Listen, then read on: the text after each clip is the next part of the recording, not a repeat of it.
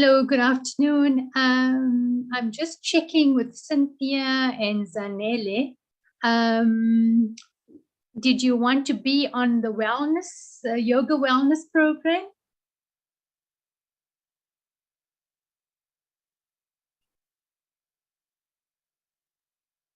Hi, Cynthia, Zanele. Because there seemed to be a bit of a mix-up with the Zoom ID. Free the Mind and the yoga wellness seem to be advertised on the same Zoom ID. So I did put it in the chat that if you needed to be on the other program, I did put the Zoom ID on the chat. Okay, thank you.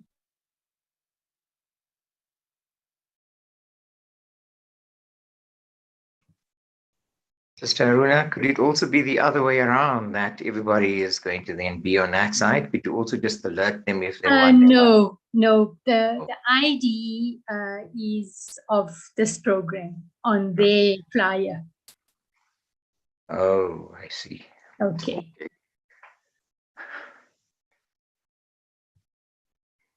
All right.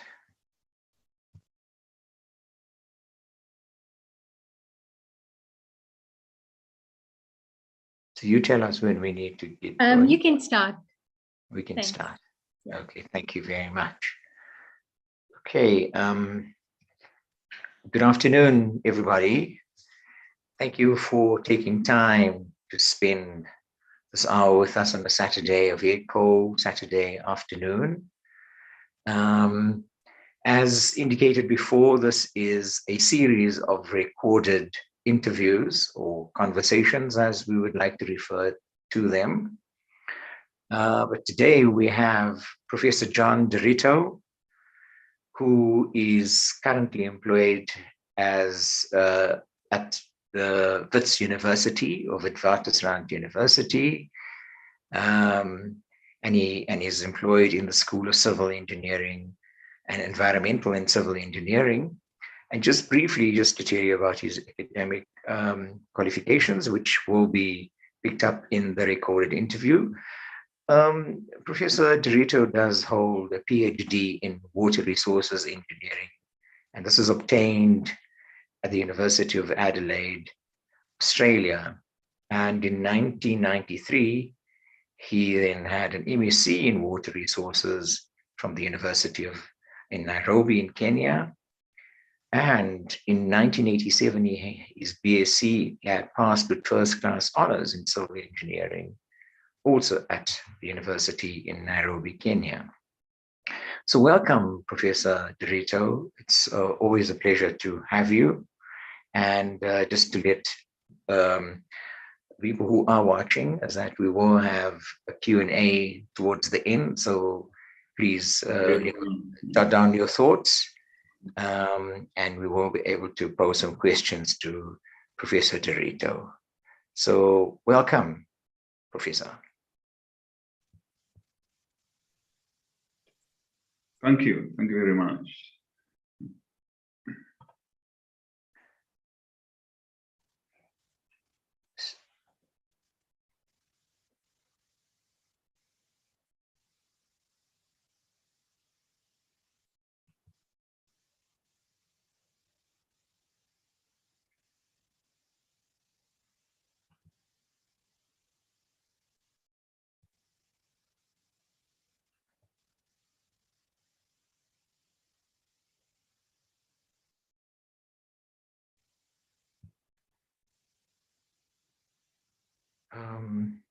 Sister Aruna.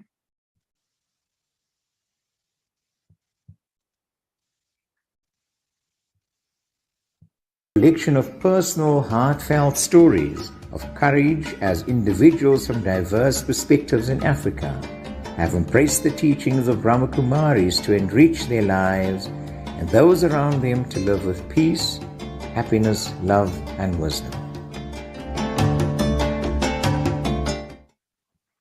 Welcome. Greetings to everyone. It's an absolute pleasure. We have Professor John Ndiritu with us. I would give you a little bit more information about him in just a while. I'd just like to give you a brief description of the Brahma Kumari Spiritual University. In a world torn apart by materialism, we yearn for a world and life of peace, happiness, dignity, and prosperity. The Brahma Kumaris, with a presence in over 120 countries, including 40 countries in Africa, has been offering a universal teaching of spiritual since 1974. The real commitment is to helping individuals transform their perspective of world from material to spiritual. It supports the cultivation of deep collective consciousness of peace and the individual dignity of each soul. Being free is a collection of personal stories of courage as individuals from diverse perspectives in Africa has embraced spirituality as well as spiritual principles through the teachings of Brahma Kumari to enrich their lives and live with peace, courage, and wisdom in an ever-increasing world of chaos. Welcome, Professor John Ndiritu. For the purpose of our discussion today, we're grateful for your time. And if you don't mind, if I refer to you as Brother John Ndiritu. Brother John Ndiritu is a full professor at Wits University, and he is in the Faculty of Civil Engineering. Just a brief description of his professional qualifications. In 1987, he has done his BSc in Nairobi, Kenya. And further on in 1993, he acquired his MSc in water engineering. And he was lucky enough to earn a scholarship in 1994, which he went on to do his PhD in 1998 at the University of Adelaide in Australia. He's published many referred articles and supervised many postgrad students to their full PhDs. And he's also worked at some of the universities, such as the Nairobi University in Kenya. He's worked at the University of Durban, Westville. He's also worked as the Eastern Cape Technikon, and he is now currently at Wits University. So yes, brother, you know, there's a lot more that I can share, but just one wants to ask you that you've embarked on the spiritual journey, which has started way back in 1992. Prior to that, and I do not want to preempt any of us, that you were searching for a spiritual journey, and your background as a child growing up, you had grown up in a Christian home, and you've been to primary and secondary schools that were teachings of Christianity as well as academic stuff. You then sort of, again, do not want to preempt your answer, you were searching and you eventually had come to find, after 29 years, the knowledge of Raja Yoga. Could you just give me some idea of how this all has happened? Thank you very much for that lovely introduction. Maybe I could clarify 2 points that I worked at all the institutions you mentioned, but at the University of Adelaide, I was not actually working. I was only studying. I was a student, PhD student, and also another clarification is that recently I was promoted to full professor. So I'm a full professor in the School of Civil and Environmental Engineering at Wits. Now to answer your question, so at 29 years, I was working as a young civil engineering graduate. I just graduated, and actually a few years after graduating, and I didn't seem to have much of an ambition in the sense of maybe wanting to acquire lots of wealth and or wanting to have to reach very high heights in my profession. Those thoughts were there, but the real things that were in my mind were the issues of how troubled the world is, how peaceless we are as a world, how we are degrading the environment, how things are not right in the world. And I used to have all these deep questions regarding that. And I used to think that the real reason behind it is something to do with how we think, how we operate internally. And this sort of search is what was leading me to any teachings, anything that might be able to address, the inner being. And that's how I came to meditation. That's how I came to learn, that there's something called meditation. And I used to find myself, drawn towards the Eastern philosophies, the Eastern traditions. So on a Friday evening, when people would be enjoying themselves, the week is over, I used to find myself at the University of Nairobi Library at the philosophy section, and reading up on all these teachings. And that's how I connected with meditation. Or learned that meditation is, there's meditation, and I used to find the teachings very powerful, what I was reading in the books. Yeah. And I also found out that there was a meditation center in the city of Nairobi itself, not very far from where I was staying. And I then went to the center and I started meditating, and I found it to be very powerful.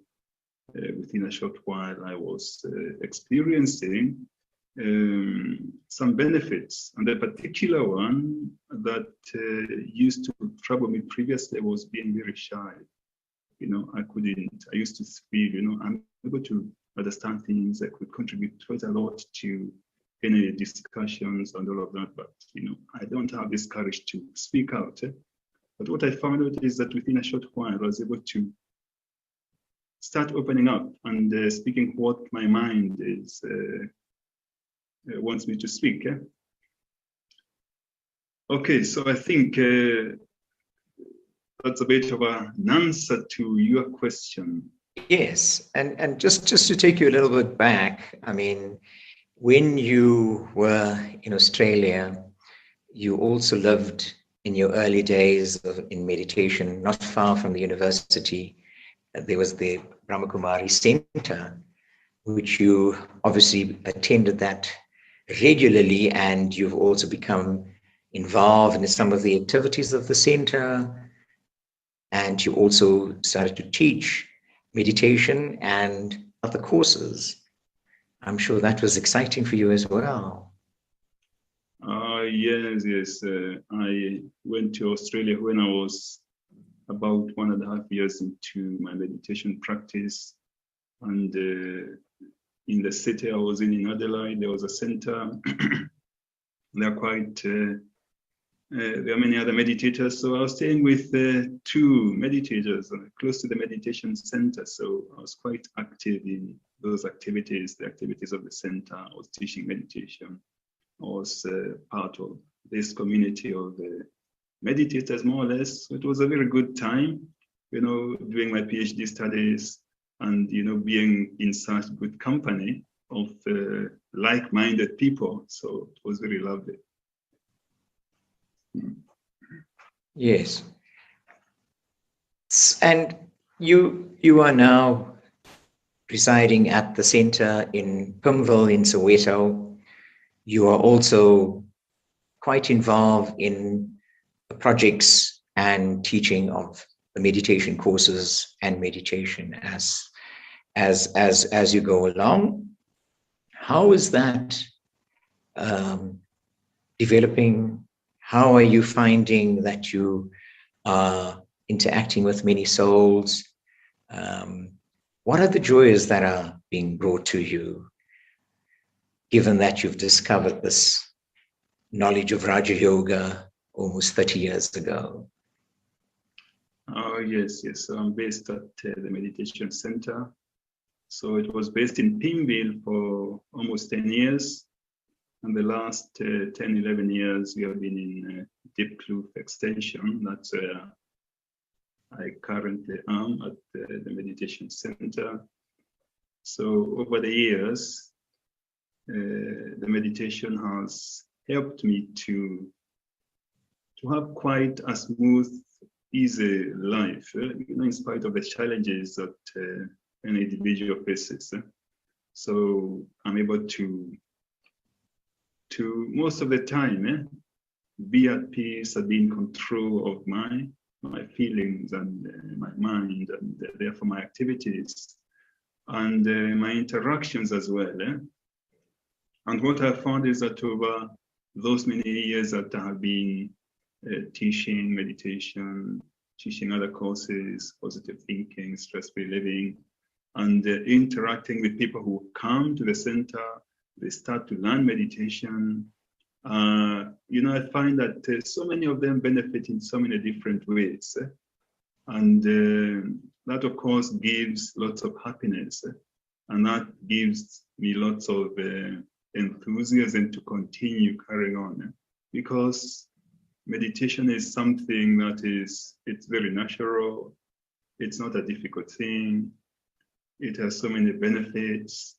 And it's like a resource that everyone has within. Meditation helps tap the resources that one has within that one more or less has forgotten about. And it enables one to interact with oneself internally and with others in a very good manner. So, of course, lots of that has happened to me and to the many people who have been coming to the center, have come and actually, moved on to whatever they need to do. So it's a very good thing.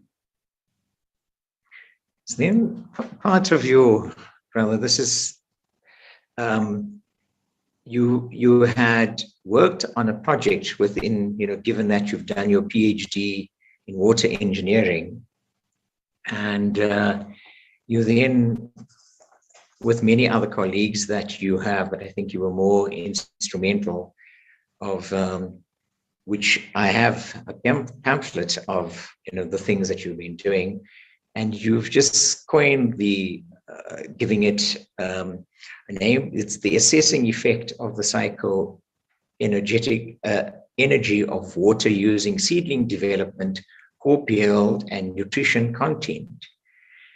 Now, that's quite a lot to say. I'm very intrigued to know about it. But just if you allow me just to there's a few points, if I may read from your pamphlet. And it says that many scientifically rigorous studies have shown that the human consciousness influences living and non-living physical reality. In particular, water has been found to respond considerably to the direct thought. The study aimed at finding out the concentrated thought directed to water. Seeds, crops can enhance seeding development, crop yield, nutrition content, 4 seeds, lings, development, and 1 crop yield experiment were conducted. So, brother, would you take me through how did this start? And the power of thought is incredible when we think of the spirituality that you had indicated of, that has drawn you to some Raja Yoga meditation. Just by that thought has brought you closer to meditation. How did you then go about this experiment, and how powerful is this thought take us through this project that you have spent many, many, many years to get going. Okay, so the project or the experiments or the studies I've been doing, they are like a means for me to get maybe many more people who might be interested in meditation itself. I find that, you know, thought, we may call it consciousness, is very powerful.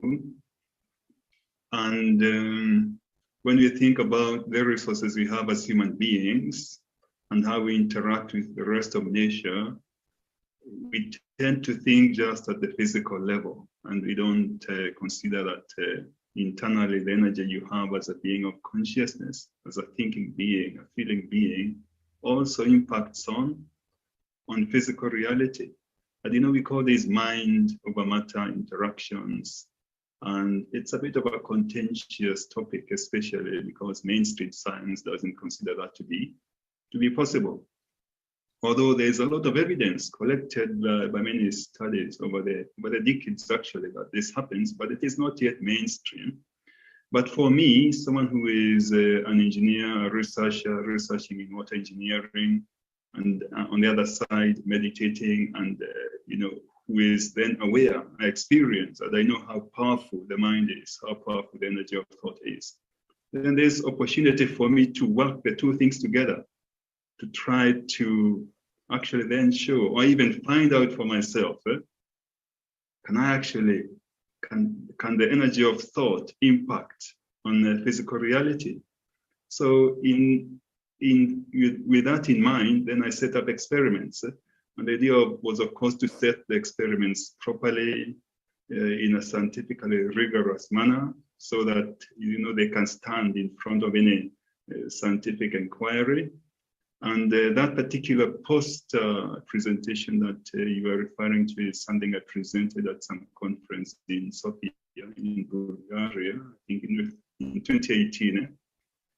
And it was a result of some experiment we did at WITS with 3 honors level students. So it was part of their final year investigation project. And we actually found that meditation or directed thought impacted very significantly on the rate of the growth of seedlings. So we are using carrots seedlings, germinating them and finding out the rate at which they germinate over a period of 10 days. We are using carrots and lettuce seeds, and we found, yeah, the impact is very significant. And we also did another experiment where we thought, you don't simply need to grow seedlings. Does it have any physical impact? I mean, real impact. And that real impact would be the case where you actually grow, you know, you grow carrots or anything else, you grow food, and then you find that if I apply the energy of thought, meditation power, it will make a difference on the final result. The final result is the yield and the nutrition content of whatever you have grown. So then we also carried out this experiment with this group of honors level students. You again found out that, yes, meditation makes a big impact on the yield. I think there was an 11% increase in yield and very significant increases in various nutritional constituents of the carrots. And even the visual, you know, the visual, just looking at the carrots, the ones that have been meditated on, compared with the others, those, you know, one could find the difference in vigor of the product.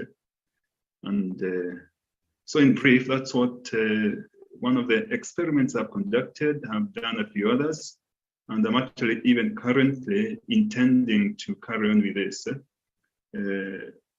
So it's a continuing part of my work, which I consider very vital and very, you know, very essential.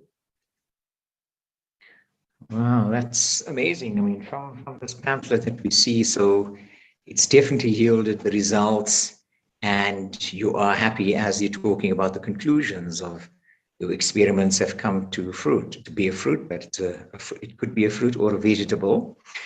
But yes, so you have also had some of your students work with you on this program as well, and I'm sure they must have been excited with this project.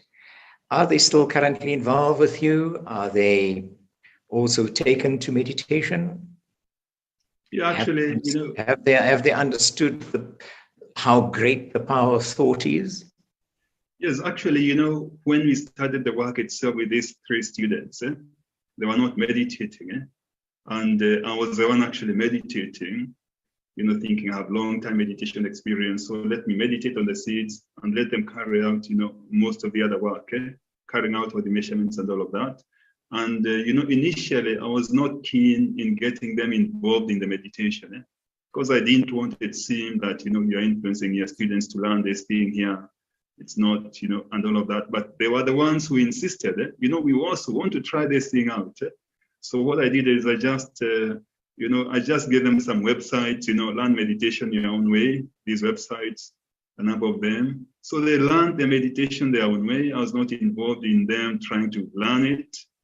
But they actually, within 1-2 weeks, they had their own technique, which is it's actually based on the principles of Raj Yoga, but not exactly the way the one who do it at a very high level do it. But they actually use that method. And in one of the experiments that we did, they are the ones who meditated on the seeds and on the water. And there was a small impact, I think 4-5% impact on through their process, which was quite easy. So they got involved, they were very enthusiastic. But even now they have moved on. They are they're in the engineering professions. But every time we interact, they're asking me every now and again, how are these experiments doing? So it is something that is very, it made a big impact on them, a very good impact on them. I know, so, that's wonderful. Well, congratulations with this findings and the power of thought. So, Brother Ndiritu, with your elaborate professional career and these experiments that you are making a contribution to society, how do you manage all this, including your day job as a lecturer at the university?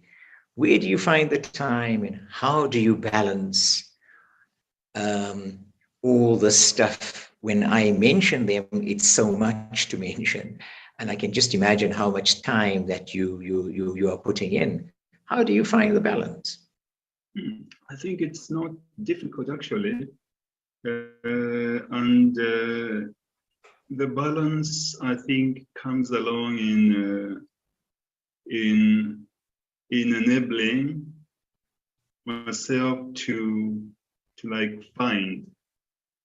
find enough energy, from the meditation. So there is the standard meditation practice that the advanced meditators need to have, the early morning meditation, where I remind myself that, I'm this being of energy, and there is a higher being of energy that I can tap from.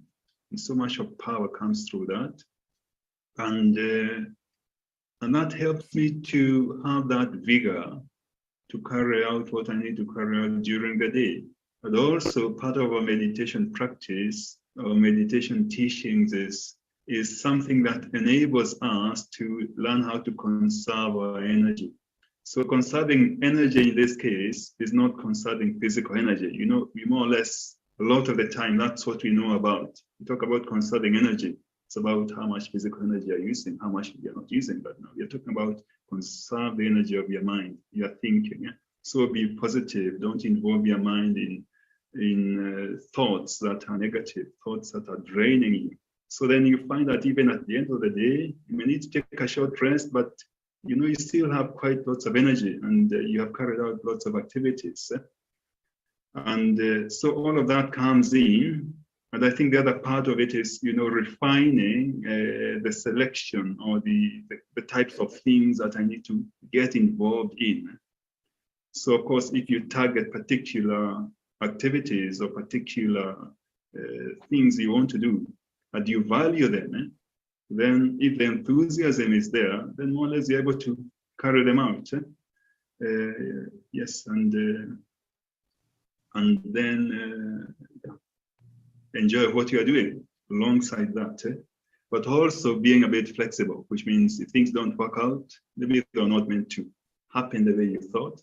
And that is also fine. And it's part of the game of life, to accept what comes where it comes.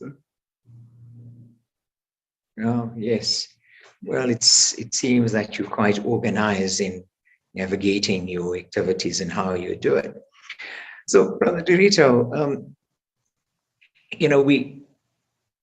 we're talking about our continent, Africa, but we also talk about the world at large at the same time.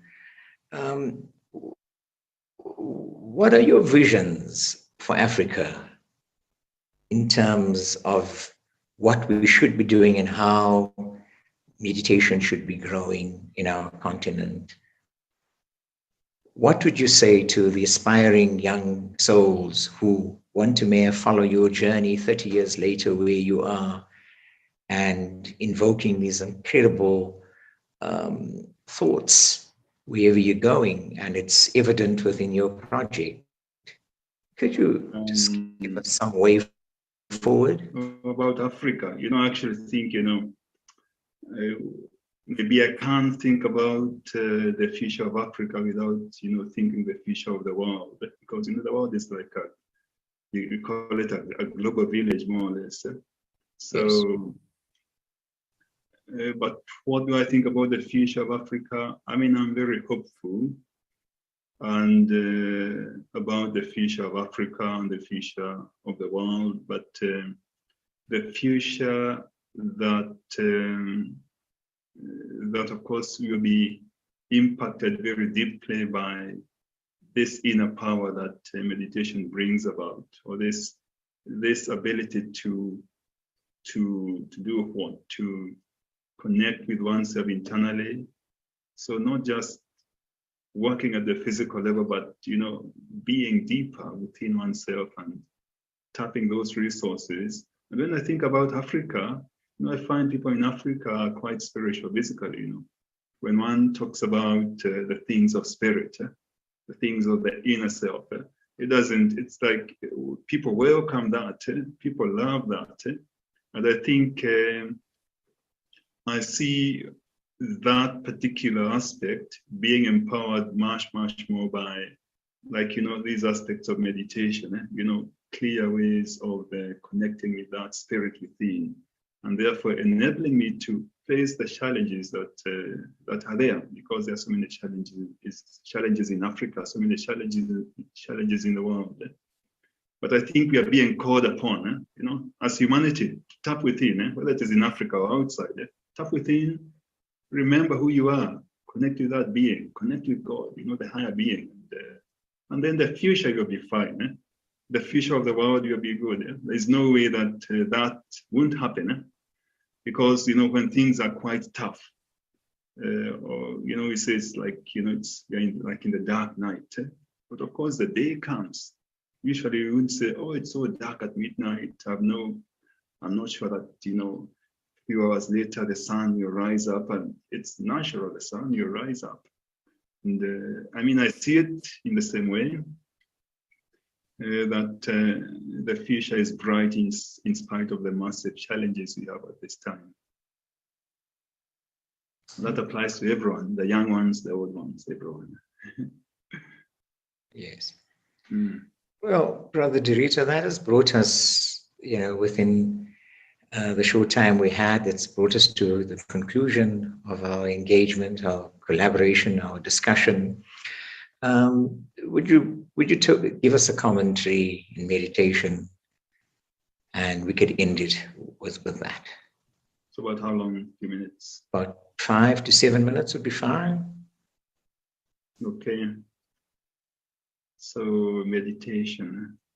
So maybe I'll first start with a brief description of meditation, and then we can go to the actual meditation. So in a very brief sense, meditation is actually something that everyone does. So meditation means to think. But the question is, what am I thinking about at any point in time? Am I thinking about things that are most beneficial to me? And am I able to think about the things that are within me? Am I able to direct my mind internally? Because most of the time we are caught up with other things happening externally. But when I say, okay, I understand who I am internally, I can even say, let me experiment with the things of the inner self, because they are not things that you see with your physical eyes. They're not things that you hear with your ears or you touch, but you feel. We know about happiness, you know about peace, you know about love, but you also know about the other things, the anger, the sorrow. And now we say, let me select. Let me remind myself that in my natural state I'm this peaceful, loving, powerful entity. And if I'm thinking in that way, then you can say, I'm meditating. So that is what it is. And then one can say, okay, I'm that being of energy.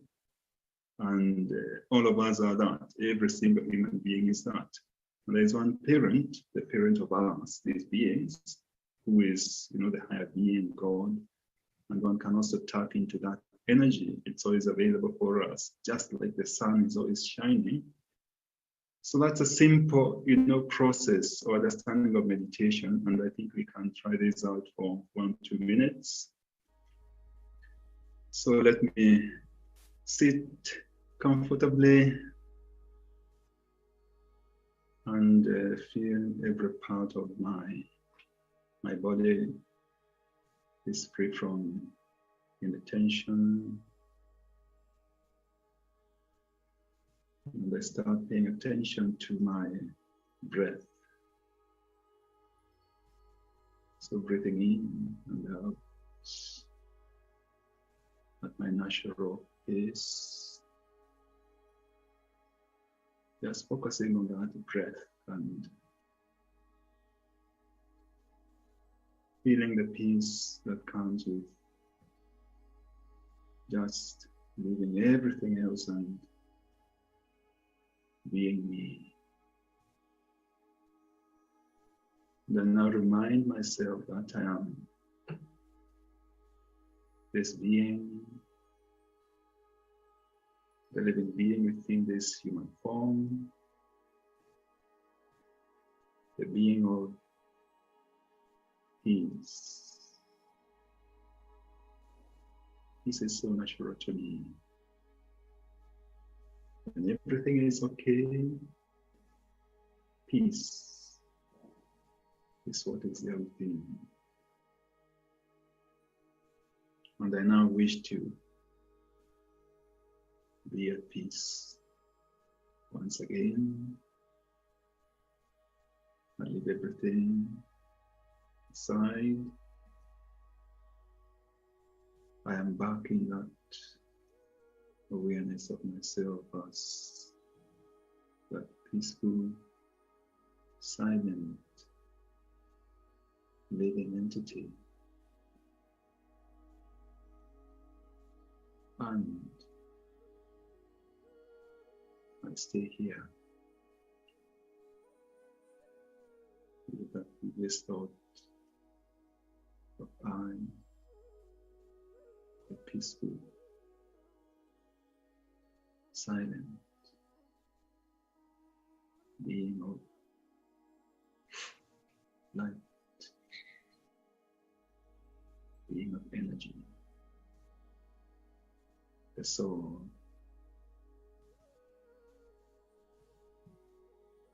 And in the silence, I feel the energy of the Supreme Being,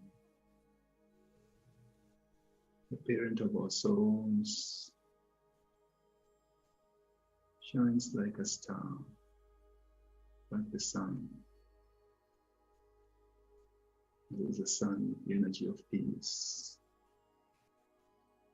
And I feel this energy, this light of peace from the Supreme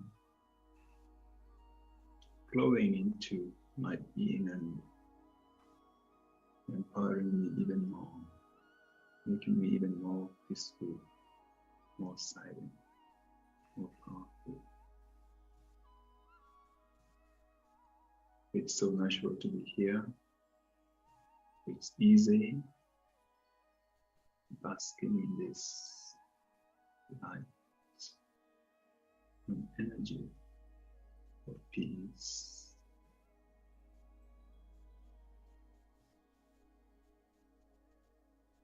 And then gently come back to the awareness of being here.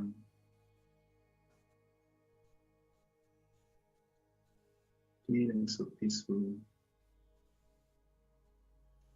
happy to carry on with what I need to do. I remember and connect again with this inner reality. And as I interact, I will remember that every individual is this peaceful, silent, loving being. Thank you.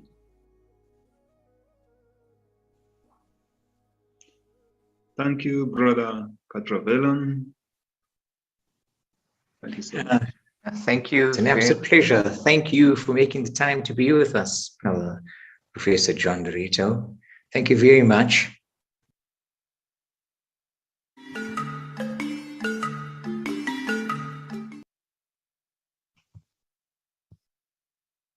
Okay, so now thank you for everybody who joined us.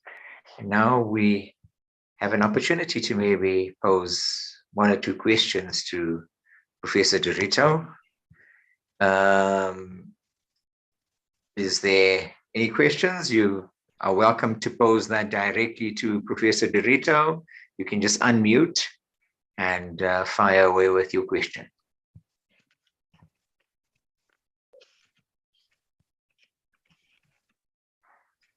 Om Shanti. Om Shanti. It's Francis. Not a question, but a comment. Sure. Just it was nice, well presented, and I just noted that when he said that he went to the University of Nairobi and he used to be in the philosophy department, I used to do the same. So he brought that memory. I used to go to the same philosophy department and read about the mind. Wow. So I guess he was ahead of me, and he had left the vibrations behind. I used to go with Brother Kavila as well. So it's very, very powerful. Interesting to note that. Okay, so that's where all the connections had happened. Yeah. Baba is a weaver. He weaves all of us, in a very interesting way. Wow. And also to comment on the what he's doing, just asking him, I don't know if this quantum mechanics or quantum physics is a field that deals with this kind of things so much. It's a very free kind of science. And a lot of things I have in mind is a split theory kind of theory where they have realized that you influence matter actually over your mind. This is the matter is influenced by the mind.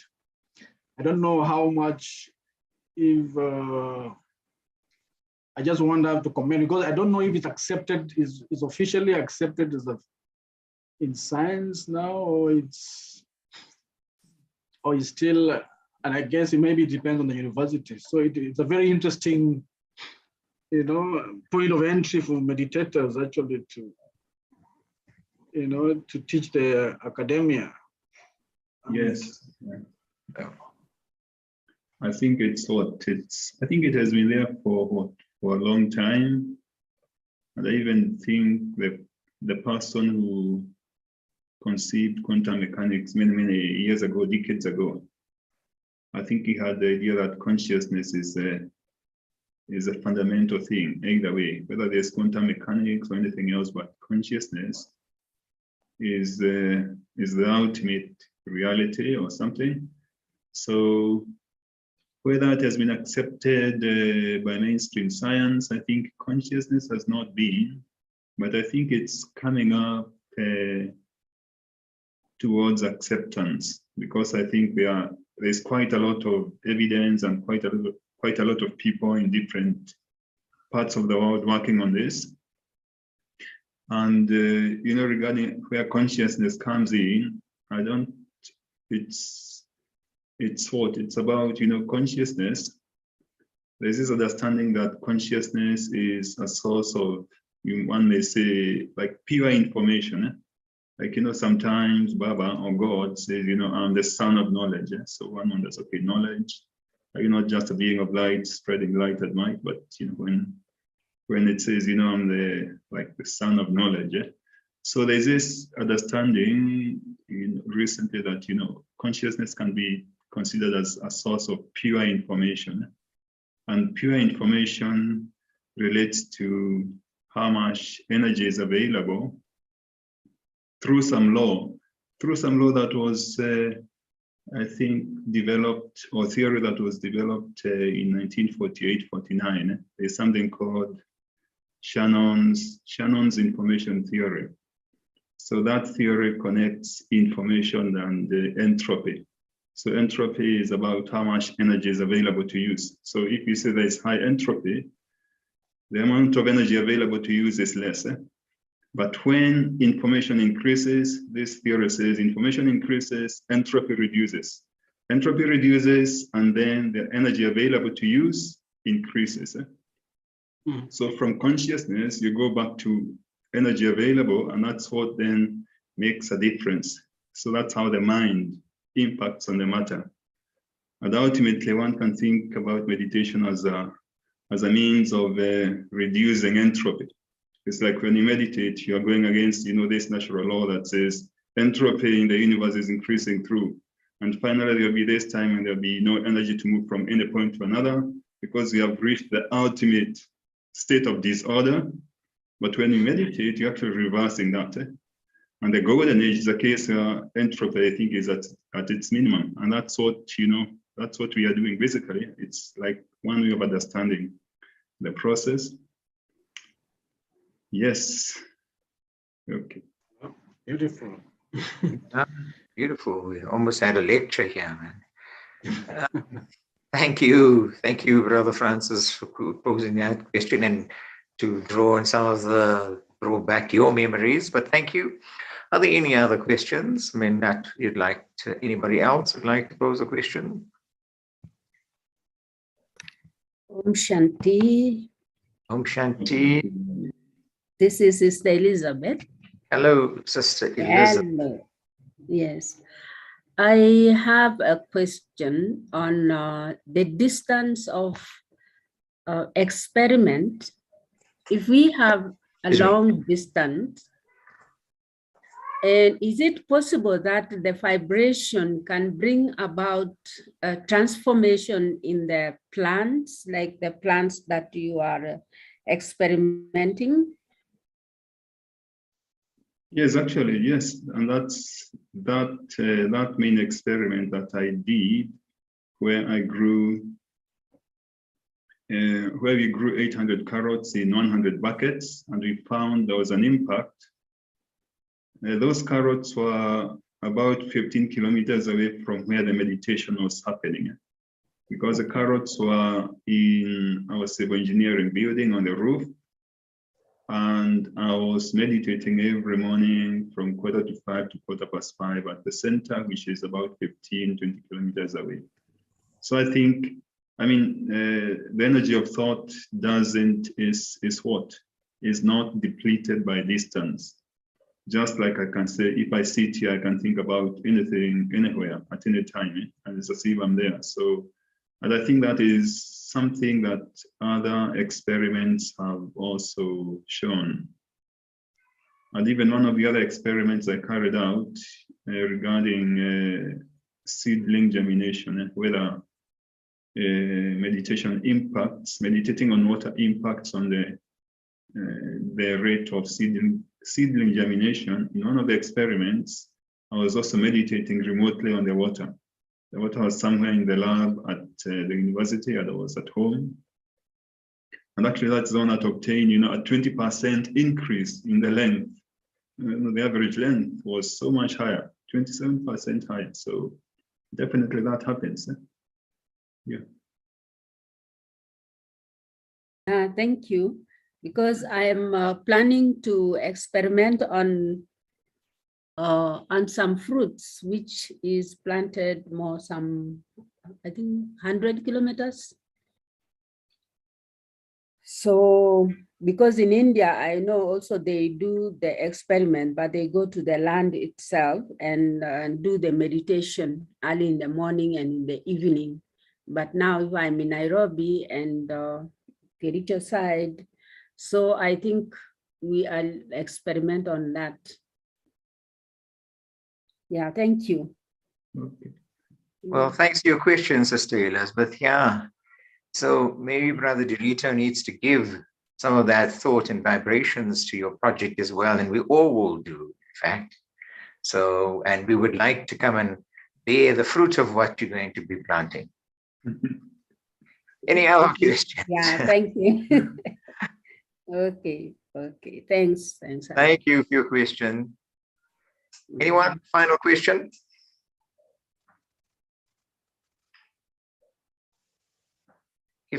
If not, then is there anyone who would like to have last say? Well, thank you, Professor Ndiritu. Thank you. Those are lovely questions been posed to you. Thank you to the people who had also taken the time to join us. We appreciate that. Brother, can I ask one more question? You're welcome to do that. Okay, I'm Sister Valentina from Seychelles. Shanti. And I just was interested to ask Brother Ndiritu, how was the perception of the professors and all when he talks about meditation and these vibrations? How is their perception to that? The perception ranges from what? Someone says, this can't happen, to someone who is very, says, this is wonderful. And in between, there are those who they're just silent. So don't know what they're thinking. It's this stuff is not about me. so they are not interested in what I'm presenting. So it's a whole range of responses that occurs. But generally, what did I say? I mean, generally, mainstream science, and even some of my colleagues, it's like they think, okay, what you're doing is not science. And I mean, some of them, they have the tendency to isolate you a bit because you're dealing with funny things. So it's, on my side, I mean, I'm prepared for that because it's quite prevalent in science anyway, that if you come up with ideas that seem to be out of the mainstream, things that are challenging the mainstream understanding, which is based on some assumptions anyway, then instead of looking at the data, instead of looking at how you have done the experiment and the data you've obtained, then they become, what did I say? They become, they are no longer dealing with things scientifically in a sense, because you may be a scientist, but you don't think or behave scientifically all the time. You may be a professor, but sometimes you don't you leave aside the principles of doing a scientific inquiry, and you start then thinking, okay, this person is saying, this person is the one that is saying that, the earth rotates around the sun and the sun is not rotating around the earth, which was, the initial belief. And therefore this person needs to be put to jail or even executed, hundreds of years ago, that thing was happening. We just believe something, and then one who is not, aligned to that belief needs to be punished or something. So a bit of that still happens, but I think currently it's not like going to happen for much longer, because there's so much of the, the reality that is out in the open. So then one has courage. Yeah? It's like, I can't hold back. Yes. Okay. Congratulations for that, for the, this is an opportunity to give you congratulations for the inaugural lecture. Thank you. That you went, I mean, you challenged and dared such mindsets so easily. I mean, the way you flowed, and it's interesting what you have just said, because these are scientific inquiry, and you followed all the scientific mechanisms, so it should be clear to them, But it's interesting to see there's that side of that kind of academia who may not be so scientific as well. Yeah. I think they're basically human beings, then they are doing science. So other things that impact on other human beings, they also impact on them. Well, I hope you are happy with Professor's answer to you. If not, and if you need some clarity, you're welcome to pose another question if you want to. Yes, certainly, Professor Ndiritu has definitely left his mark, and I'm sure there would be many others to follow his example. So thank you very, very much for your time and the questions. Again, heartfelt appreciation, Prof. Ndiritu. And thank you to all who have just taken the time to watch. I say Om Shanti and go well. God bless. Vatu Baba. This is great. Thank you. Good night. Thank you. Om Shanti. Om Shanti. Let me open up.